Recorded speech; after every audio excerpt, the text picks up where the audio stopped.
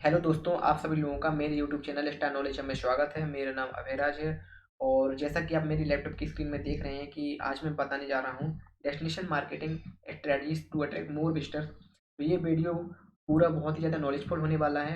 इसमें full details आपको बताऊंगा, तो वीडियो को बिल्कुल भी स्किप मत कीजिए, इसे लास्ट तक देखिए। और वीडियो स्टार्ट करने से पहले यदि आपने मेरे चैनल को सब्सक्राइब नहीं किया है तो प्लीज़ इसे सब्सक्राइब कीजिए, बेल आइकन बटन को दबाइए और इसे ज़्यादा से ज़्यादा शेयर कीजिए। मैं टूरिस्ट से और टूरिज्म से रिलेटेड सारे वीडियोज लाता रहता हूँ। जो भी स्टूडेंट्स बीबीए या एमबी में हैं, वो जो भी और मुझे सब्सक्राइब किए हुए हैं उन लोगों को पता है कि मैं उनके सिलेबस से रिलेटेड कंटेंट्स को ढूंढ कर लाता हूँ और उसे एक्सप्लेन करता हूँ, जो आपके एग्जाम के पॉइंट ऑफ व्यू से बहुत ही ज़्यादा हेल्पफुल होते हैं। तो सबसे पहले हम समझते हैं ऑब्जेक्ट ऑफ द सेशन क्या है।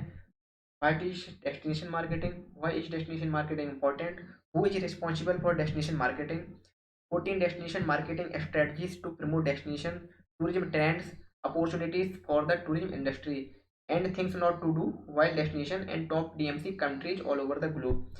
7 ऑब्जेक्टिव ऑफ द सेशन है। सातों टॉपिक्स पर मैं बात करूंगा और आपको फुल डिटेल्स में बताऊंगा कि टॉप डीएमसीज क्या है, डेस्टिनेशन मार्केटिंग क्या है, इनका इंपॉर्टेंस क्यों है और इसके लिए कौन रिस्पॉन्सिबल है।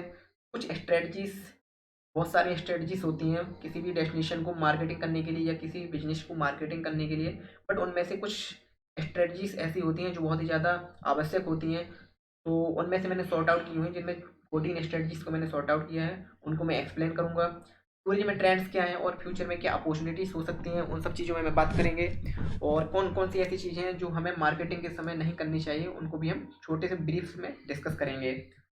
तो वीडियो काफ़ी लंबा होने वाला है। मैंने इन टॉपिक्स पर अलग अलग वीडियो नहीं बनाया हुआ है, मैं एक ही वीडियो में सारी चीज़ों को एक्सप्लेन करूंगा, क्योंकि सातों पॉइंट्स एक दूसरे से इंटर रिलेटेड हैं। इस वजह से यदि मैं इसको डिफरेंट डिफरेंट पार्ट्स में बनाता तो शायद आपको समझने। What is destination marketing? Basically destination marketing is a form of marketing in which a destination is promoted to potential visitors in order to increase the number of people that travel to that location. The destination can be fairly specific, as is the case with town or city marketing, or much broader, as is the case with region or country marketing। Basically हम destination marketing को किसी product की marketing से relate करके समझते हैं। जैसे कोई प्रोडक्ट्स है, तो कोई कंपनी किसी प्रोडक्ट को रिलीज करती है तो उसकी मार्केटिंग में बहुत सारा पैसा इन्वेस्ट करती है। उसी तरीके से यदि हम किसी डेस्टिनेशन की मार्केटिंग नहीं करेंगे तो किसी भी कस्टमर्स को या हमारे टूरिस्ट को पता ही नहीं चलेगा कि उस डेस्टिनेशन की क्या क्वालिटीज़ हैं, उस डेस्टिनेशन की क्या खूबियाँ हैं, उसकी क्या हिस्ट्री है और हमें क्यों उस डेस्टिनेशन पर घूमने के लिए जाना चाहिए। तो बेसिकली किसी भी प्रोडक्ट्स की या किसी भी डेस्टिनेशन को हमें यदि ग्रो करना है, उससे हमें रेवेन्यू कमाना है, तो हमें सबसे ज़्यादा उसकी मार्केटिंग करनी पड़ेगी। जितना ज़्यादा हम मार्केटिंग करेंगे उतने ही कस्टमर हमसे जुड़ सकेंगे। Why is destination marketing important? Destination marketing हमने समझ लिया क्या होता है, लेकिन डेस्टिनेशन मार्केटिंग इंपॉर्टेंट क्यों है? तो destination marketing to attract travellers to a certain destination, it is important that the plus points of that destination are highlighted. This is especially for crucial when one destination is competing with another for the same tourist or visitors. An example of this would be both the Caribbean and the Great Barrier Reef offering excellent driving experience। Basically किसी भी destination को marketing करना क्यों important है? यदि हम किसी destination की मार्केटिंग में पैसा इन्वेस्ट नहीं करेंगे या उसे प्रमोट नहीं करेंगे तो किसी भी टूरिस्ट का उसका यूनिक पॉइंट या उसकी जो यूनिकनेस है वो पता नहीं पड़ेगी। इस वजह से टूरिस्ट वहाँ पे विजिट करने के लिए नहीं जाएंगे। दूसरा पॉइंट होता है कि किसी भी डेस्टिनेशन की कोई ना कोई एक ऐसा पॉइंट्स होता है या कोई ऐसी उसकी फीचर्स होते हैं जो किसी भी डेस्टिनेशन से यूनिक होते हैं। जैसे कि ताजमहल, ताजमहल का एक अलग ही पहचान है कि वो 7 वंडर्स में शामिल है। तो आप उसकी एक इस तरीके से मार्केटिंग कर सकते हैं ऑल ओवर द वर्ल्ड कि वो 7 वंडर्स में शामिल है। उसे शाहजहाँ ने बनवाया था मुमताज़ की याद में। तो उसका एक अलग से पॉइंट है जिसको आप सॉर्ट आउट करके उसकी मार्केटिंग करेंगे।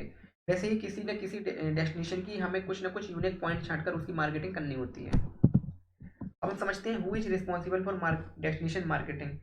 डेस्टिनेशन मार्केटिंग के लिए कौन रिस्पॉन्सिबल है और किसकी रिस्पॉन्सिबिलिटीज होती हैं किसी भी डेस्टिनेशन की मार्केटिंग के लिए। Responsibility for destination marketing typically falls on a dedicated destination marketing organisation. Basically different levels की ऑर्गेनाइजेशन होती हैं। लोकल लेवल की ऑर्गेनाइजेशन होती हैं, रीजनल लेवल की ऑर्गेनाइजेशन होती हैं, नेशनल एंड इंटरनेशनल लेवल्स की टूरिज्म ऑर्गेनाइजेशन होती हैं, जो समय समय पर कुछ गाइडलाइंस पब्लिश करते हैं कुछ पॉलिसीज पर पब्लिश करते हैं, कुछ रूल्स एंड रेगुलेशन बताते हैं किस तरीके से हमें किसी भी डेस्टिनेशन की मार्केटिंग करनी है और उसकी मार्केटिंग के लिए कौन कौन सी कंपनियां काउंटेबल हैं। जैसे डीएमओ, डीएमओ एक डेस्टिनेशन मार्केटिंग कंपनीज है, ऑर्गेनाइजेशन हैं जो कि डेस्टिनेशन की मार्केटिंग करने का काम करती हैं। बेसिकली ये किसी भी डेस्टिनेशन के एक इम्पॉर्टेंट पॉइंट को सॉर्ट आउट करते हैं और उसके यूनिकनेस को सॉर्ट आउट करते हैं, उसकी हिस्ट्री को सॉर्ट आउट करते हैं और उसे थ्रू डिफरेंट मोड से, जैसे कि आपका सोशल मीडिया प्लेटफॉर्म हो गया, आपका ऑनलाइन मार्केटिंग हो गई या ऑफलाइन मार्केटिंग हो गई, इनके थ्रू उनकी मार्केटिंग की जाती है। These organizations represent the community or destination being promoted and attempt to drive interest in the region amongst travelers by using a range of different marketing techniques. Different marketing techniques का use करके, जो मैं आगे की slides में आपको बताने वाला हूँ, उनका यूज करके डीएमओ कंपनीज डेस्टिनेशन की मार्केटिंग करते हैं। डेस्टिनेशन मार्केटिंग आउटलुक 2022 बेसिकली एक ये ग्राफ है कि कितने टूरिस्ट आए हुए हैं, टूरिस्ट लेजर टूरिस्ट हैं या बिजनेस टूरिस्ट हैं या फिर आपकी माइस हैं या बिजनेस ट्रेवल्स के पर्पज से जिन लोगों ने ट्रेवल किया हुआ है, तो एक उनका एक ग्राफ है। ये ग्राफ 2022 में अलग रहता है, 2023 में डिफरेंट रहता है, 2024 में अलग ही रहेगा। ये depends on the tourist tourist preference, ये टूरिस्ट की प्रेफरेंस के ऊपर डिपेंड करता है। तो इसको मैं एक्सप्लेन नहीं कर रहा हूँ आपको, क्योंकि ये डिफरेंट स्टेटिक्स होते हैं, हर ईयर में एक नए स्टेटिक्स होते हैं। अब हम बात करते हैं 14 marketing strategies to attract more visitors, जो इस वीडियो का मेन ऑब्जेक्टिव है। 14 मार्केटिंग स्ट्रेटजीज, इन स्ट्रेटजीज का आप यूज करके केवल डेस्टिनेशन को ही नहीं, आप किसी भी ऑर्गेनाइजेशन को प्रमोट कर सकते हैं, प्रोडक्ट की मार्केटिंग कर सकते हैं। और मोस्टली कंपनी आज के टाइम में इन्हीं 14 मार्केटिंग स्ट्रेटजीज का यूज कर रही हैं अपने प्रोडक्ट को कस्टमर तक पहुंचाने में, अपने प्रोडक्ट्स की मार्केटिंग के लिए। फर्स्ट स्ट्रेटजी से define the unique selling point. जब भी कंपनी, यदि हम इसको यूनिक सेलिंग पॉइंट को हम किसी कंपनी के प्रोडक्ट से रिलेट करें, तो कोई भी कंपनी जब अपना एक प्रोडक्ट मार्केट में लॉन्च करती है तो उसकी कुछ यूनिक क्वालिटीज होती हैं, उसके कुछ बेनिफिट्स होते हैं, कुछ लॉसेस होते हैं, कुछ कॉम्प्लिकेशंस होते हैं। तो जो उसके प्रॉफिट्स होते हैं, बेनिफिट्स होते हैं, उनको हम बहुत ज़्यादा हाईलाइट करते हैं, जिससे कि कस्टमर से ज़्यादा हमारे यहाँ पे अट्रैक्ट हो सकें और उस प्रोडक्ट को खरीदें। ऐसे ही हम डेस्टिनेशन मार्केटिंग स्ट्रेटजीज की बात करें तो डेस्टिनेशन में इस स्ट्रेटजीज का उपयोग होता है कि किसी भी डेस्टिनेशन की हम कुछ यूनिक पॉइंट को छांटते हुए उसको हम प्रमोट करते हैं, उसको हम हाईलाइट करते हैं और ज़्यादा से ज़्यादा टूरिस्ट को उस डेस्टिनेशन के लिए अट्रैक्ट करते हैं। तो मैं इनकी जो डेफिनेशन है वो उनको रीड आउट नहीं कर रहा हूँ, क्योंकि इससे वीडियो बहुत ज़्यादा लंबा हो जाएगा और आप लोगों को बहुत ही ज़्यादा बोरिंग लगेगा। तो इसी वजह से मैं सिर्फ हेडिंग्स बाई हेडिंग्स को डिफाइन करते जा रहा हूँ। आप लोगों को समझ में आई थिंक आ रहा होगा। यदि आप लोगों को कोई भी डाउट हो रहा है तो प्लीज़ कमेंट कीजिए, मैं उस कमेंट में आपका रिप्लाई दूंगा और उसे सॉर्ट आउट करने की कोशिश करूंगा। सेकेंड स्ट्रेटजी से define target audience and market. Define target audience, basically define target audience का मतलब होता है कि आप डेस्टिनेशन के लिए किस टाइप की मार्केट को प्रेफर कर रहे हैं, आप डेस्टिनेशन के लिए किस टाइप के पीपल्स आपका मार्केट है। जैसे कि सपोज मानिए आज के टाइम में हम मोबाइल्स कंपनी को ले रहे हैं। मोबाइल्स में सबसे महंगा मोबाइल आज के टाइम में जो आ रहा है वो है एप्पल ब्रांड का, दूसरी पे कंपनी वन प्लस है, थर्ड में शायद सैमसंग है। तो एप्पल कंपनी का मार्केट एक डिफरेंट है, सैमसंग कंपनी का मार्केट एक बहुत ही ज़्यादा डिफरेंट है और वन प्लस का मार्केट अलग है। और आपके फिर जो नीचे की कंपनीज हैं जो बहुत ही ज़्यादा सस्ते हैं, जैसे कि आपका रियलमी हो गया, शाओमी हो गया आपका, और आपके ओप्पो हो गए, वीवो हो गए, इनका मार्केट टारगेट अलग है। एप्पल कंपनी का यदि हम मार्केट टारगेटिंग स्ट्रेटजी समझेंगे तो एप्पल कंपनी जब भी अपने किसी भी प्रोडक्ट्स को, किसी भी मोबाइल के न्यू वर्जन को मार्केट में लॉन्च करती है तो सबसे पहले उसकी प्राइस बहुत ज़्यादा हाई होती है, फिर धीरे धीरे धीरे धीरे उसकी प्राइस लो होती है। सबसे पहले उसकी बहुत ज़्यादा प्राइस हाई रखते हैं, जिससे कि केवल वही लोग खरीद सकते हैं जो बहुत ज़्यादा हाई प्रोफेशनल है या हाई लेवल क्लास में आते हैं, जिनके पास बहुत ज़्यादा पैसा होता है। बेसिकली उनका मार्केट अलग है, उनका टारगेट अलग है। अब हम बात करते हैं रियलमी कंपनी की। तो रियलमी कंपनी जब भी कोई अपने प्रोडक्ट को मार्केट में रिलीज करती है तो उसकी प्राइस एक ऐसी होती है जिससे मीडियम क्लास का भी इंसान खरीद सकता है, लोअर क्लास का भी खरीद सकता है अफोर्ड करके। तो उनका एक मार्केट टारगेट अलग है। एप्पल कंपनी का मोबाइल मीडियम क्लास वाला और लोअर क्लास वाला हर कोई नहीं खरीद सकता है। तो एक हर कंपनी की एक अलग अलग मार्केट टारगेटिंग होती है। वैसे ही अब हम इसको रिलेट करके समझते हैं डेस्टिनेशन मार्केटिंग में। तो यदि कोई किसी गवर्नमेंट ने पिलग्रिमेज साइट में अपना अमाउंट इन्वेस्ट किया हुआ है, टेम्पल्स में इन्वेस्ट किया हुआ है, तो टेम्पल्स के लिए एक अलग मार्केट होता है। जैसे कि ओल्ड एज पीपल ही टेम्पल्स में जाना प्रेफर करते हैं। यदि हम टारगेटिंग की बात करें न्यू एज पीपल्स के लिए, तो जैसे कि आपका शिमला हो गया, मनाली हो गया, आपके हिल स्टेशन हो गए, आपकी माउंटेन्स हो गए, आइस माउंटेन्स हो गए, तो यहाँ पर जाने के लिए मोस्टली प्रेफर यूथ एज के लोग करते हैं या यंग मिडिल एज के पीपल करते हैं। बट यहाँ पे आप सोचें कि हम किसी ओल्ड एज के पर्सन को ले जाएं, तो वो वहाँ पे प्रेफर नहीं करेगा, वो उसे लाइक नहीं करेगा उस डेस्टिनेशन। वो लाइक करेगा पिलग्रिमेज साइट्स को, वो लाइक करेगा रिवर्स को। तो हर एक डेस्टिनेशन का अलग अलग मार्केट होता है, अलग अलग मार्केट के पीपल्स होते हैं according to the demography.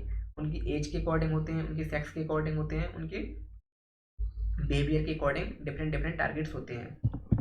Hide strategy से utilise data for analytics. Utilise data for analytics का मतलब होता है आपके पास जो भी लास्ट 4 या 5 ईयर्स का डेटा है, जितने भी टूरिस्ट आपके यहाँ डेस्टिनेशन पे आए हुए हैं, उन्होंने क्या एक्सपीरियंस किया है, उनके क्या फीडबैक्स हैं, उनके क्या रिव्यूज हैं, उन सभी पर रिसर्च करके, उन सभी पर स्टडी करके आगे की आपको फ्यूचर्स की डिसीजन प्लानिंग करनी है, आपको स्ट्रेटजीज डिफाइन करनी है कि हम किस तरीके से और ज़्यादा से ज़्यादा टूरिस्ट को अपने यहाँ अट्रैक्ट कर सकते हैं। जो टूरिस्ट ने रिव्यू दिए हैं उनके अकॉर्डिंग आपको सीखना है कि टूरिस्ट का बिहेवियर क्या है, टूरिस्ट ने किस प्रकार एक्सपीरियंस किया हुआ है और किस तरीके से फील किया हुआ है उस डेस्टिनेशन को। आई थिंक आपको समझ में आया होगा। फोर्थ है brand your destination. Brand your destination, ऐसा कहा जाता है कि प्रोडक्ट्स जो होते हैं वो इंडस्ट्रीज में बनाए जाते हैं, लेकिन जो ब्रांड होता है ना वो कस्टमर के या टूरिस्ट के माइंड पे बनता है। Products are made in industries but brands are made in customer minds. तो बेसिकली किसी भी डेस्टिनेशन की आपको ब्रांड वैल्यू बढ़ानी है, और वो तभी पॉसिबल है जब आप उसकी हाईली मार्केटिंग करेंगे। किसी भी प्रोडक्ट की यदि मार्केटिंग की जाती है तो सबसे पहले उसकी ब्रांड वैल्यू हाई की जाती है। जब ब्रांड वैल्यू हाई की जाएगी तो ऑटोमेटिकली कस्टमर उसकी तरफ अट्रैक्ट होते हैं। वैसे ही हम किसी डेस्टिनेशन की यदि ब्रांड वैल्यू हाई कर देंगे तो जो टूरिस्ट होंगे वो ऑटोमेटिकली ही डेस्टिनेशन को जानने के लिए, उसे समझने के लिए अट्रैक्ट होते हैं। फिफ्थ स्ट्रेटजी से involve are stakeholders. Basically किसी भी ऑर्गेनाइजेशन, यदि कोई टूरिज्म ऑर्गेनाइजेशन है, उसे जितने भी स्टेक होल्डर्स हैं या जो ईगर हैं ऑर्गेनाइजेशन में शामिल होने के लिए, उन सभी को साथ मिलाकर हमें काम करना चाहिए एज अ टीम वर्क। यदि हम एज अ टीम वर्क काम करते हैं तो हर किसी स्टेक होल्डर्स के, हर किसी पर्सनल के, हर किसी स्टाफ के अलग अलग रिव्यूज होते हैं, अलग अलग आइडियाज होते हैं। उन आइडियाज का हम यूज करके हम बेटर से बेटर स्ट्रेटजीज को बना सकते हैं और मार्केटिंग बहुत ही ज़्यादा अच्छे से कर सकते हैं। जो भी कंपनी, छोटी कंपनी किसी कंपनी की हेल्प करना चाहती है या एज अ पार्टनर उसमें वर्क करना चाहती है, तो आप उसे अपना शामिल कीजिए, आप उसे रिफ्यूज मत कीजिए। यदि आप उसे रिफ्यूज कर देते हैं तो क्या पता आपसे कुछ ऐसा काम छूट जाए जो उस कंपनी के पास हो या उनके एम्प्लॉयज़ के पास हो, कुछ आइडियाज़ ऐसे उनके पास हो जो आपकी ऑर्गेनाइजेशन को बहुत ज़्यादा ग्रो कर सकें। तो सभी लोगों को एक इन्वॉल्व आल स्टेक होल्डर, सभी लोगों को आप अपनी कंपनी में शामिल कर सकते हैं और उनका यूटिलाइजेशन करके आप अपने डेस्टिनेशन की मार्केटिंग बहुत ही ज़्यादा अच्छे से कर सकते हैं या अपने प्रोडक्ट की मार्केटिंग बहुत ज़्यादा अच्छे से कर सकते हैं। इस स्ट्रेटजी से create an amazing destination website. जहाँ आज टेक्नोलॉजी के दौर में 80 to 90 crore Indian peoples smartphone use कर रहे हैं, और यदि आप इस स्ट्रेटजीज को मिस कर देते हैं तो आपसे बहुत सारा एक लार्ज अमाउंट ऑफ पीपल आपसे छूट जाएंगे। तो बेसिकली किसी ऑर्गेनाइजेशन को बिल्ड करने के लिए या किसी की मार्केटिंग करने के लिए आप उसके लिए एक वेबसाइट बनाइए जहाँ पर आप उससे रिलेटेड कंटेंट्स को अपलोड कर सकते हैं, उसकी वीडियोज को डाल सकते हैं, उसकी हिस्ट्री को डाल सकते हैं, जो भी आपकी अचीवमेंट्स हैं, रिवार्ड्स हैं, उसको आप डाल सकते हैं। यदि कोई भी टूरिस्ट उस वेबसाइट को एक्सेस करता है तो उसको सारी इन्फॉर्मेशन वहाँ से प्राप्त हो जाए, और वहीं के वहीं यदि उसे वो सारी चीज़ें पसंद आती हैं तो उसकी वह बुक भी कर सकता है। सेवन स्ट्रेटजी से search engine optimisation. Search engine optimisation का मतलब होता है जब भी आप गूगल पे कोई भी वर्ड टाइप करते हैं तो गूगल समझ जाता है कि आप किस प्रकार या किस चीज़ को आप ढूंढना चाह रहे हैं, तो उसके लिए वह सजेशन वर्ड आपको शो करता है। उस सजेशन वर्ड्स की हेल्प से आप डायरेक्ट उस वेबसाइट पे पहुंच जाते हैं। इसी तरीके से आप अपनी वेबसाइट को डिज़ाइन कीजिए और उस पर सर्च इंजन ऑप्टिमाइजेशन का यूज करके आप अपनी वेबसाइट को ज़्यादा से ज़्यादा लोगों तक पहुंचा सकते हैं और ज़्यादा से ज़्यादा कस्टमर को आप अपने यहाँ अट्रैक्ट कर सकते हैं। 8 स्ट्रेटजी से एक्सपीरियंस मार्केटिंग। एक्सपीरियंस मार्केटिंग का मतलब होता है जो भी कस्टमर्स या जो टूरिस्ट आपसे जुड़े हुए हैं, जिनको आपने सर्विस प्रोवाइड की है, यदि उन्हें वह सर्विस सेटिस्फाई है, उस सर्विस से वो सेटिस्फाई हैं, तो वो ज़्यादा से ज़्यादा कस्टमर्स को आपकी सर्विस के बारे में बताएँगे, जिससे आपका माउथ ऑफ प्रमोशन होगा।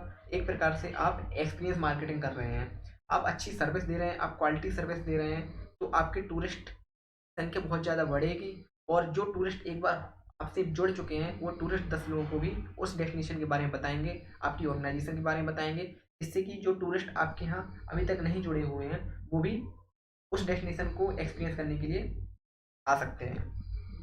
9th स्ट्रेटजी है video and virtual reality marketing. Basically video and virtual reality marketing का मतलब होता है, यह स्ट्रेटजीज आपकी वेबसाइट से जुड़ी हुई है। किसी भी डेस्टिनेशन की आप हिस्ट्री को, किसी भी डेस्टिनेशन पर आपने अभी तक जो भी एक्टिविटीज़ की हैं या जितने भी टूर कंडक्ट कराए हैं, उस डेस्टिनेशन की आप वर्चुअल मार्केटिंग कर सकते हैं। उसकी आप वीडियोज़ को अपनी वेबसाइट में डाल सकते हैं। यदि कोई टूरिस्ट वेबसाइट में जाकर उस वीडियोज़ को देखता है, उसके अंदर एक डिज़ायर क्रिएट होगी उसे फिजिकली देखने के लिए। बेसिकली एक प्रकार से ये कस्टमर को लुभाने की एक्टिविटी है। आप किस तरीके से अपने कस्टमर्स को, अपने टूरिस्ट को ज़्यादा से ज़्यादा अपनी ओर अट्रैक्ट कर सकते हैं। 10th है सोशल मीडिया स्ट्रेटजीज। आज के टाइम में आज का यूथ जनरेशन जितना सोशल मीडिया में टाइम एक्सपेंड कर रहा है ना, उतना यदि अपने फ्यूचर्स के लिए टाइम दे तो शायद कहीं से कहीं पहुंच जाए। लेकिन इस स्ट्रेटजीज का उपयोग यदि आप सही तरीके से करते हैं, तो आपका बिजनेस बहुत ज़्यादा ही ग्रो कर सकता है। इसलिए आज के टाइम में फेसबुक, इंस्टाग्राम, लिंक्डइन और आपका ट्विटर से एक ऐसे प्लेटफॉर्म प्रोवाइड किए गए हैं, जहाँ पर आपको कहीं भी कुछ पैसा इन्वेस्ट करने की ज़रूरत नहीं है, किसी भी जगह पे जाने की ज़रूरत नहीं है। पहले तो आपको डिफरेंट डिफरेंट स्टेट में, डिफरेंट डिफरेंट सिटीज़ में अपना एक मार्केटर डिजाइन करना पड़ता था, आपको उसको सैलरी देनी पड़ती थी, कि वह जगह जगह जाकर आपके कंपनीज के बारे में, आपके डेस्टिनेशन के बारे में बता सके, किसी भी डेस्टिनेशन की मार्केटिंग कर सके। लेकिन आज के टाइम में इन सोशल मीडिया प्लेटफॉर्म के थ्रू आप घर बैठे आप अपनी डेस्टिनेशन को, किसी भी डेस्टिनेशन की मार्केटिंग कर सकते हैं। वहाँ पर आप कुछ कंटेंट्स डाल सकते हैं, फेसबुक पे फेसबुक पेज बना सकते हैं, तो ज़्यादा से ज़्यादा लोगों को फॉलो कराइए, जिससे कि आपकी मार्केटिंग ज़्यादा अच्छे से हो। Work with influencers 11th strategy से होती है, ये भी आपकी सोशल मीडिया स्ट्रेटजी से जुड़ी हुई है। आपने देखा होगा इंस्टाग्राम में कुछ पर्सन ऐसे होते हैं जिनके अकाउंट में बहुत ज़्यादा फॉलोवर जुड़े हुए होते हैं। तो आप ऐसे लोगों को अपनी कंपनी में शामिल कीजिए, उन लोगों से आप डील कीजिए कि प्लीज़ आप हमारे ऑर्गेनाइजेशंस के या इस डेस्टिनेशन को आप प्रमोट कीजिए अपने फेसबुक अकाउंट में या सोशल मीडिया अकाउंट में, किसी भी अकाउंट में। जितने भी इन्फ्लुएंसर्स आपसे जुड़े हुए हैं या जितने लोगों ने आपको फॉलो किया हुआ है, उन सभी के पास हमारी इन्फॉर्मेशन पहुंच सके। 12th स्ट्रेटजी से promote your destination on travel website. Promote your destination on travel website, ये आपका जो स्ट्रेटजीज है वो 6th strategies create an amazing destination website से जुड़ी हुई है। तो बेसिकली आप डेस्टिनेशन को, ट्रैवल जितनी भी वेबसाइट्स हैं उन पर अपलोड कीजिए, वहाँ पर उसके कंटेंट्स को डालिए, उसकी इन्फॉर्मेशन को डालिए, उसमें ये डालिए कि ये कितने दिन का टूर पैकेज हो सकता है, इसका क्या कॉस्ट हो सकता है, कौन सा सीजन इसके लिए बेस्ट रहेगा, किस तरीके के टूरिस्ट यहाँ पर आ सकते हैं या किस एज के ग्रुप के पीपल्स यहाँ पर आ सकते हैं। यदि आप ये सारी इन्फॉर्मेशन प्रोवाइड करते हैं, किसी भी टूरिस्ट के लिए, कस्टमर के लिए बहुत ही ईजी रहेगा किसी भी चीज़ को अंडरस्टैंड करने के लिए। 9th स्ट्रेटजी से online advertising strategies. Online advertising strategies का मतलब होता है, अभी तक आपने अपनी कंपनी की जितनी भी ग्रोथ की है या किसी डेस्टिनेशन पर अभी तक जितने भी टूरिस्ट आए हुए हैं, उनका डेटा आप रिसर्च करके, उन्हें एनालाइज करके आप ऑनलाइन एडवर्टाइज कीजिए, आप उनका फीडबैक दीजिए। जैसे आपने टेस्टिमोनियल वीडियोज देखे होंगे, जो किसी भी सर्विस को लेने के बाद उसकी अच्छाइयों को बताते हैं, वैसे ही आपके यहाँ जितने भी टूरिस्ट आ चुके हैं, अच्छाइयों को आप ऑनलाइन एडवर्टाइज के थ्रू ज़्यादा से ज़्यादा टूरिस्ट को और अट्रैक्ट कर सकते हैं। आशा करता हूँ आपको समझ में आ रहा होगा। यदि आपको कोई डाउट लग रहा है, किसी को लग रहा है कि मैंने कोई स्ट्रेटजी अच्छे से नहीं समझाई है या कोई पॉइंट मिस हो गया है, तो उसे कमेंट कीजिए, मैं कमेंट में उसको आपको एक्सप्लेन करूँगा। या आप किसी स्ट्रेटजीज को अलग से समझना चाहते हैं, तो मैं उस पर अलग वीडियो बनाकर लाऊँगा। लेकिन प्लीज़ कमेंट करके बताइए मुझे, जहाँ पे भी आपको कुछ फ़ॉल्ट लग रहा है या आपको समझ में नहीं आ रहा है कोई भी चीज़। 14 स्ट्रेटजीज है offline promotional strategies. Offline promotional strategies का मतलब होता है, आप अपनी मार्केटिंग ऑफलाइन थ्रू कर सकते हैं। जैसे बहुत सारे ऐसे सीजन्स होते हैं, जहाँ पे लोकल मार्केट को कैप्चर करना होता है। जैसे कि सपोज मानिए कोई आपका फेस्टिवल्स है, फेस्टिवल्स के अलग-अलग स्टेट में अलग-अलग फेस्टिवल्स मनाए जाते हैं। जैसे कि आपका पंजाब में अलग फेस्टिवल मनाए जाते हैं, बैसाखी वगैरह। तो यदि उस टाइम उस ओकेजन पे आप कोई प्रोग्राम बना रहे हैं, प्रोग्राम को बिल्ड कर रहे हैं, तो उसको आप लोकल मार्केट में आप ऑफलाइन मार्केटिंग कर सकते हैं। यदि आप ऑनलाइन मार्केटिंग नहीं करना चाहते तो offline marketing better for local area, तो आप वहाँ पे लोकल मार्केटिंग कर सकते हैं। ऐसी कोई डेस्टिनेशन है तो वहाँ पे डेस्टिनेशन के लिए आप आसपास की लोकल मार्केटिंग कर सकते हैं, उसे कैप्चर कर सकते हैं, जिससे कि आपका डोमेस्टिक टूरिज्म बढ़ेगा। यदि आप ऑनलाइन मार्केटिंग स्ट्रेटजीज को फॉलो करते हैं तो इससे आपका डोमेस्टिक टूरिज्म और इंटरनेशनल टूरिज्म, दोनों टूरिज्म आपका बहुत ज़्यादा बढ़ जाएगा। बट लोकल मार्केटिंग से केवल आपका डोमेस्टिक टूरिज्म ही बढ़ता है। आशा करता हूँ आपको 14 स्ट्रेटजी समझ में आई होंगी। अब हम समझते हैं tourism trends, opportunity for tourism industry. Future में क्या टूरिज्म के ट्रेंड हो सकते हैं, क्या अपॉर्चुनिटीज हो सकती हैं, पर हमें काम करने की ज़रूरत है, और इसको हम जितना अधिक प्रमोट करेंगे उतनी ही ज़्यादा हमारी ऑर्गेनाइजेशन ग्रोथ करेगी। The tourism industry is constantly evolving, and it is vital to keep your finger on the pulse at all times. While failing to keep up with the latest trends can have a number of serious negative consequences, staying up to date with industry changes provide a number of important opportunity to improve your business results. Basically आज के time में ई virtual tourism का trend चल रहा है। आपने देखा होगा कि लोग बाग कहीं घूमने नहीं जाना चाहते, लेकिन वह थ्रू सोशल मीडिया या थ्रू आपके मोबाइल के ज़रिए सारे इन्फॉर्मेशन को देखना चाहते हैं, वहाँ की चीज़ों को देखना चाहते हैं। तो आप एक वर्चुअल टूर भी कंडक्ट करा सकते हैं, वर्चुअल ई टूरिज्म को भी प्रमोट कर सकते हैं। ये ट्रेंड बहुत things not to do while destination marketing. जिस समय आप डेस्टिनेशन मार्केटिंग कर रहे होते हैं उस समय आपको किन चीज़ों का ध्यान देना चाहिए, किन चीज़ों को नहीं करना चाहिए, ये पॉइंट्स मैंने कुछ दिए हुए हैं। Don't ignore your local audience. जो भी आपके यहाँ की लोकल ऑडियंस है, डेस्टिनेशन के आसपास रहने वाले जो भी पीपल हैं, उन लोगों के लिए आपको अवेयरनेस प्रोग्राम चलाना चाहिए।